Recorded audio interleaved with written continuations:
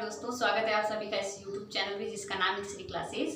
तो अभी तक मैंने आपको बताया था भोजन के बारे में, भोजन में क्या क्या चीज़ें होती है, इंपॉर्टेंट्स है ना, प्रोटीन, विटामिन, खनिज है ना, उनकी कुपोषण के कारण चीज़ें बताई थी। तो अब मैं आपको बताने वाली हूँ मानव स्वास्थ्य। मानव स्वास्थ्य के ऊपर क्या क्या चीज़ें जो है जो इफेक्ट करती है, जिससे वो बीमार हो सकता है ना, क्या चीज़ें उससे लेनी चाहिए, किन किन चीज़ों से उसे दूर रहना चाहिए, उसके बारे में आज हम जानेंगे। तो हमारा जो टॉपिक है जैसे मानव स्वास्थ्य, उसके अंदर सबसे मेन रोल करता है वाटर, जल। तो जल आप सभी को पता है कि जल के बिना जीवन संभव नहीं है, और हम सभी को जल के बिना हम रह ही नहीं सकते, है ना। सोच भी नहीं सकते कि बिना खाए तो फिर भी एक दिन दो दिन रह सकते हैं, लेकिन बिना पानी के बिल्कुल पॉसिबल नहीं है। और ये जो जल जो है वो हम सबको पता है कि कहाँ से मिलता है ना, मिट्टी से, नहरों से, नदियों से, झीलों से। और ये जो है वो बहुत सीमित मात्रा में है, तो हमें इसका नियमित रूप से इसका यूज करना चाहिए।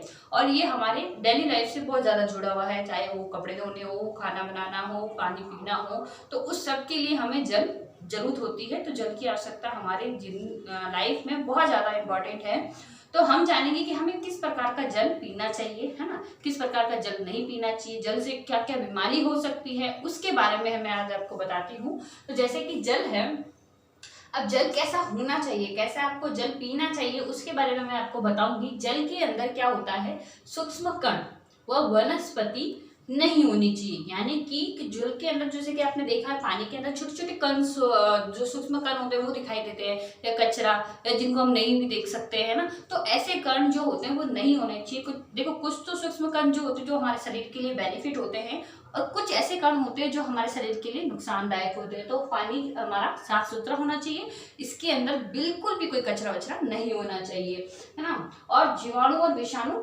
नहीं होने चाहिए, कोई भी बैक्टीरिया नहीं होना चाहिए, साफ सुथरा पानी होना चाहिए। और इसका जो पीएच है वो कैसा होना चाहिए, संतुलित होना चाहिए। यानी कि पीएच जो है वो मैं आपको नेक्स्ट चैप्टर में अच्छे से एक्सप्लेन करूंगी कि पीएच क्या होता है ना। तो पीएच जो होता है वो संतुलित होना चाहिए, जिसमें आप कह सकते हैं कि उदासीन होना चाहिए। उदासीन का मतलब न तो वो वाटर जो है ना तो वो अम्लीय हो, न वो क्षारीय हो। कैसा होना चाहिए, उदासीन होना चाहिए। तो वो हमारे लिए क्या हो, पीने के लिए प्राप्त है।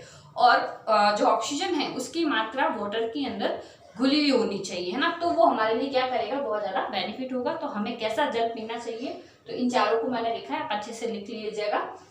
उसके बाद में ये होता है कि आवश्यकता, यानी कि हमें पानी की आवश्यकता क्यों होती है, क्यों क्या क्या करता है पानी हमारे लिए, हमारे शरीर के लिए क्या क्या फायदेमंद होता है। तो एक तो हमें ऊर्जा मिलती है, जैसे आप थके हुए होते हो, बहुत ज़्यादा टायर्ड होते हो, कहीं जाग के आते हो, तो आपको बहुत जोर से प्यास लगती है, और जैसे ही आपने ठंडा ठंडा पानी पिया तो बहुत ज़्यादा हमें क्या मिलती है, एनर्जी मिलती है, हम बहुत ज़्यादा एक्टिव मतलब महसूस करते हैं ना।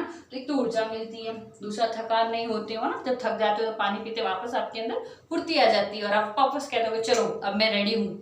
एंड देन रोग प्रतिरोधक क्षमता है, यानी कि जो जीवाणु है, वायरस जो होते हैं, है ना, जिससे जल्दी हम इफेक्ट हो जाते हैं, तो हमारे शरीर के अंदर कुछ ऐसे एंटीजन होते हैं जो क्या करते हैं, रोग प्रतिरोधक क्षमता, यानी कि जो रोग होता है उससे लड़ने की क्षमता रखते हैं हमारे बॉडी के अंदर। तो जितना आप पानी पिएंगे उतनी क्या होगी, रोग प्रतिरोधक क्षमता आपके अंदर बढ़ेगी, है ना। अब और होता है मोटापा, जैसे कि अगर आप ज़्यादा पानी पीते हैं, है ना, आजकल आपने देखा होगा कितने लोग जो है मोटापा से ग्रसित होते हैं, किसी का पेट निकल जाता है, कोई मोटे हो जाते हैं, है ना। तो क्या होता है कि जितना आप पानी पिएंगे उतना क्या होगा, जो वसा होती है, यानी कि जो फैट होता है वो आपका क्या, उसको क्या कर देती है, वो गला देती है, जिसके कारण आप ज़्यादा मोटे नहीं होंगे। और एलर्जी कम होती है, एलर्जी मतलब किसी भी टाइप का अगर आपको कोई एलर्जी हो किसी से रिलेटेड, है ना, तो उससे क्या होता है कि जितना आप पानी पिएंगे उतना आपका पसीना बाहर निकलेगा, तो आपको एलर्जी नहीं होगी, फेफड़ों पे संक्रमण नहीं होगा। देखते हैं कि कोई जब आप पानी कम पीते हैं या ऐसा कुछ होता, तो आपके जो लंग्स है उसमें क्या हो जाता है, कोई इन्फेक्शन हो जाता है। तो किसी प्रकार का इन्फेक्शन नहीं होगा आपको पानी पीने से, पथरी की संभावना नहीं होगी। यानी कि अगर हम देखते हैं कि पथरी की शिकायत होती है, तो जितना ज़्यादा आप पानी पिएंगे उतनी किडनी में से जो होगा, जो पथरी होगी, जो जैसे कि मिट्टी होती है जो भोजन के थ्रू अपन चली जाती है, सब्जियों के थ्रू चली जाती है, तो पानी पीने से वो सब क्लियर हो जाएगा, पथरी की संभावना नहीं होगी, और सर्दी जुकाम भी आपको जल्दी से नहीं होगा। तो ये तो आवश्यकताएं हैं कि जल पीने से क्या क्या होता है, वो चीजें हैं। और अगर ये दुष्प्रभाव लिखे हैं मैंने, कि जैसे कि आप जो जल पीते हैं, जल के अंदर अगर अगर आप गंदा जल पी लो, दूषित जल पी लेते हैं तो उससे क्या क्या बीमारियां आपको हो सकती है, उसके बारे में बताया है कि क्या क्या बीमारियां हो सकती है हमारे शरीर पर, किस प्रकार जल जो है वो दुष्प्रभाव दिखाता है। जैसे कि बीमारियां, जल से हमें हैजा, पैचिस होता है, ठीक है। और संक्रामक रोग जो फैलते हैं जैसे हेपेटाइटिस है, फ्लू है, कॉलेरा है, पीलिया है। तो जल से होने वाली बीमारियां, कॉम्पिटिटिव एग्जाम में भी इसका क्वेश्चन बनता है कि जल से होने वाली बीमारियां कौन कौन सी है, तो इसमें आपके ऑप्शन आ सकते हैं। तो आप ये अच्छे से लिख लीजिएगा और याद कर लीजिएगा कि जल से कौन कौन सी बीमारियां होती हैं। एक होता है नारू रोग, ये एक टाइप का कृमि रोग है ना। ये क्या होता है कि दूषित जो जल होता है उसके अंदर वो कृमि रोग, जब हम पानी पीते हैं तो हमारे शरीर के अंदर चला जाता है ये रोग।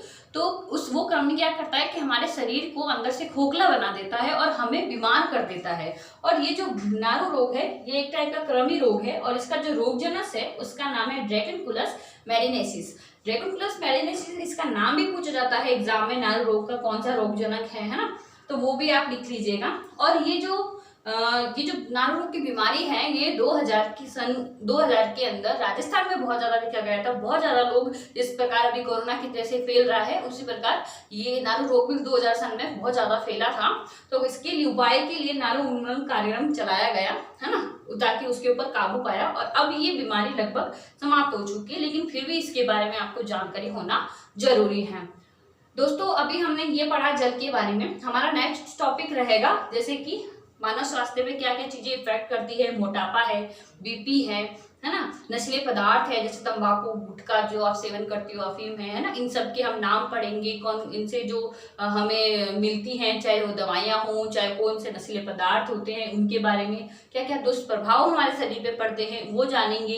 प्लस जो खाद्य पदार्थ होते हैं जो हम खाते हैं, दाल चना वगैरह है ना, और जो खाद्य पदार्थ जैसे जो लोग मिलावट करते हैं उससे हमारे बॉडी पे क्या दुष्प्रभाव पड़ेंगे। और ये सब होने के बाद में मैं आपको इस चैप्टर से जितने भी इंपॉर्टेंट क्वेश्चन बनते हैं, जितनी मेरी कोशिश रहेगी ताकि वो आपके एग्जाम में भी आए, कॉम्पिटिशन एग्जाम में भी उसके क्वेश्चन बन सकते हैं, तो मैं पूरा निचोड़ आपके लिए लेके आऊंगी। हर टाइप के मैं आपको क्वेश्चन लिखवाऊंगी इसके लिए। तो लास्ट तक जरूर मेरे वीडियो देखें, फॉलो करें, सब्सक्राइब करें। थैंक यू सो मच और कमेंट जरूर करें।